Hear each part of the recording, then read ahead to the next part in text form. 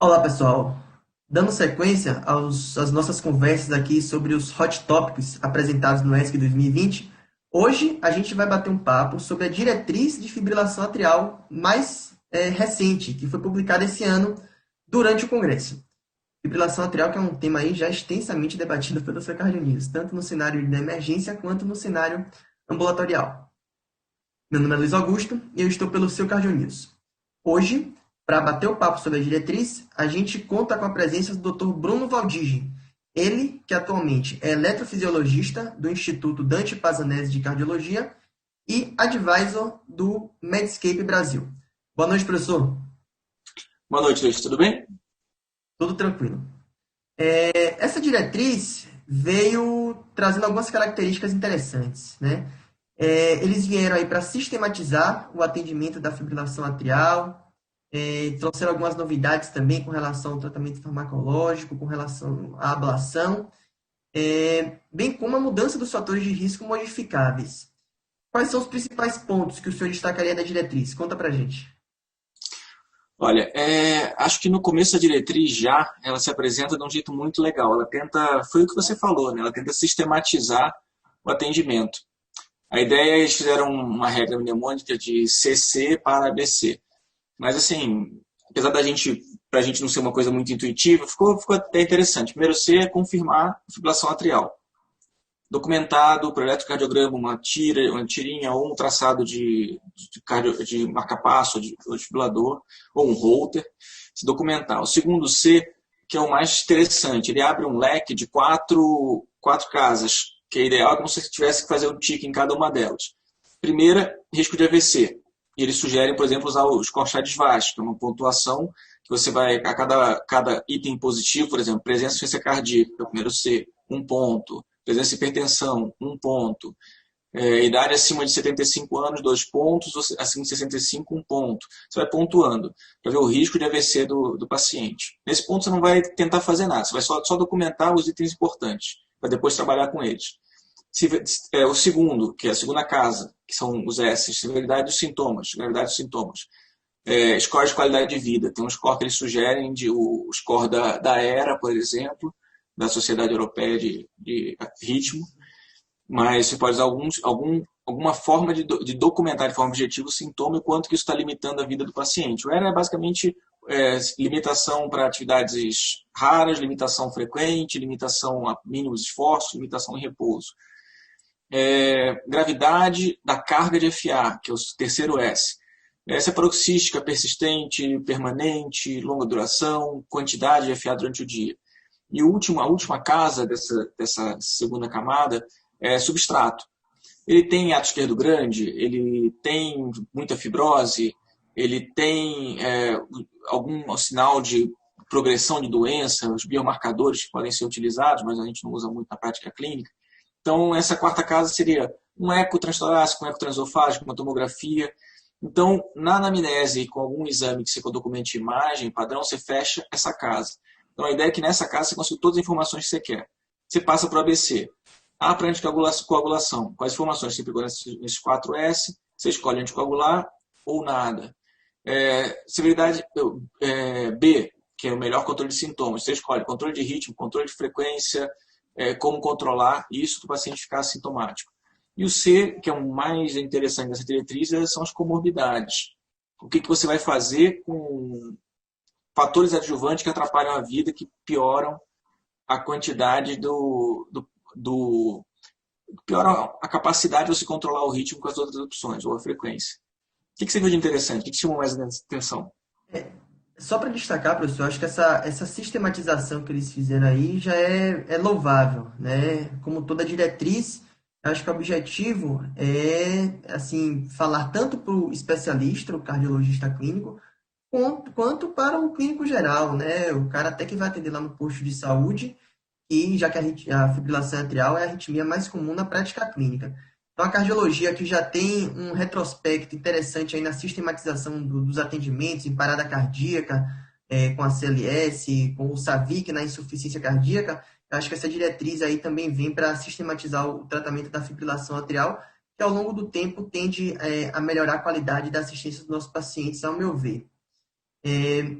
Com relação ao tratamento farmacológico e o tratamento invasivo, também a ablação, quais são os pontos que o senhor destacaria aí como mais interessantes?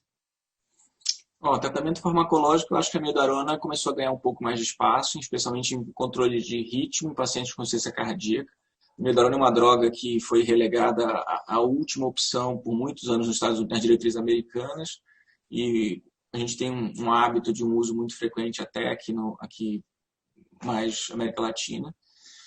Tratamento farmacológico chamar a atenção também para associar quando em usar droga classe 1, aqui no caso a propafenona, lá tem um uso maior de flecainide, uma droga bem interessante que a gente não tem no Brasil. Tentar associar um beta-bloqueador para evitar flutter com resposta rápida, isso chama atenção. Em relação à ablação, eu achei muito legal uma coisa que eles tentaram botar a ablação, usaram o Cabana e o Captaf como argumentos para tentar botar a ablação como classe 1, para paroxística persistente e persistente de longa duração, apesar de lembrar que o sucesso diminui com a progressão da doença, quanto mais tempo, maior carga de doença, menor a chance de se manter o ritmo sinusal a longo prazo. E eles inseriram a insuficiência cardíaca como uma indicação que foi baseado no CASTO e no ATTAC. Foram dois estudos que sugerem que você tenha redução de mortalidade, redução de desfecho mais duro, com reinternação e pior ADC, quando você consegue fazer ablação num cenário de alguns pacientes que são bem mais graves, a gente geralmente não recomendava. De ablação, a gente está falando uma coisa interessante, né, que você achou interessante em relação às orientações. As orientações da sistematização, o senhor fala? A gente estava comentando também da sistematização e daquele momento, né, de você tentar discutir com o paciente Com o de... paciente para tornar as expectativas dele reais com relação à ablação, né? É, tem um blog que eu acompanho do Mandrola, do Medscape, o americano. O site dele todo ano ele coloca 10 coisas realistas que você precisa saber sobre a ablação. Ele vai atualizando. E ele chama atenção. A ablação é um procedimento cirúrgico, você vai sentir cansaço no pós-operatório, é um procedimento que tem riscos, é um procedimento que tem uma expectativa de melhorar sintomas, e eles focam muito nisso. Em alguns nichos específicos, pareceu melhorar a mortalidade. Que a vantagem é que você tira uma droga pró-arrítmica, que é o antiarrítmico do paciente, e você, teoricamente, insere uma terapêutica que é mecânica, né? Um tratamento quase cirúrgico da fibrilação atrial. Então, talvez nesse ponto você tenha esse benefício, mas é só lembrar que é um procedimento, da mesma forma.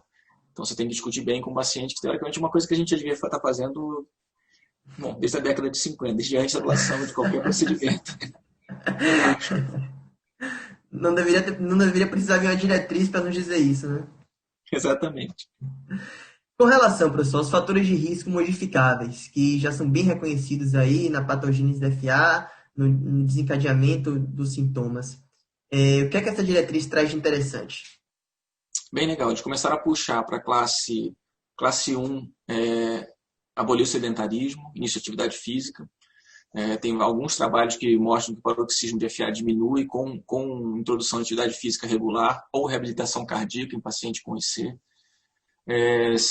Redução de peso, você consegue reduzir até 10% do seu peso em pacientes obesos, você diminui muito os episódios de fibrilação atrial, independente de apneia do sono, do estado de apneia do sono, só o número do peso. Isso aí entrou para a classe 2A, também chamou muita atenção. Tratamento de apneia do sono, apesar de ser uma coisa que clinicamente a gente tem um histórico de conhecer os benefícios disso, você não tem nenhum estudo randomizado adequado de uso de CPAP para redução de desfecho cardiovascular. O último que teve foi há pouco tempo atrás, mas foi um fiasco porque deu resultado negativo, mas se for olhar, os pacientes ficaram só com 3 horas à noite de uso de CPAP. Então acaba que o benefício mínimo que você sugere é a partir de 4 horas. Então botaram como 2-beta também da apneia do sono, mas é uma questão de evidência, porque realmente agora a gente não tem um peso. Então basicamente, atividade física, uso de medicação, obviamente, e redução de peso entraram com vontade nessa diretriz. Muito bom, professor. Acho que a gente discutiu aí os principais aspectos. De jeito nenhum é nosso objetivo aqui debater toda a diretriz, que é bem extensa, mas eu acho que nós destacamos os pontos principais. Teria alguma coisa adicional que o senhor gostaria de comentar? Eu acho que a vontade que eu teria, na verdade, eu vou tentar ver se consigo fazer isso, tentar criar esse pegar essas imagens e guardar de alguma forma na minha mesa quando eu atender um paciente, tentar sistematizar isso, porque você consegue cobrir muita base que às vezes na conversa do paciente, o paciente foca num ponto de ansiedade dele, que você começa, deixa levar pela história do paciente e você esquece um dado essencial. Então, se a gente conseguir sistematizar isso, a gente consegue aproximar o clínico do intervencionista e tentar fechar isso no paciente, e acho que a gente consegue chegar mais rápido no tratamento eficaz.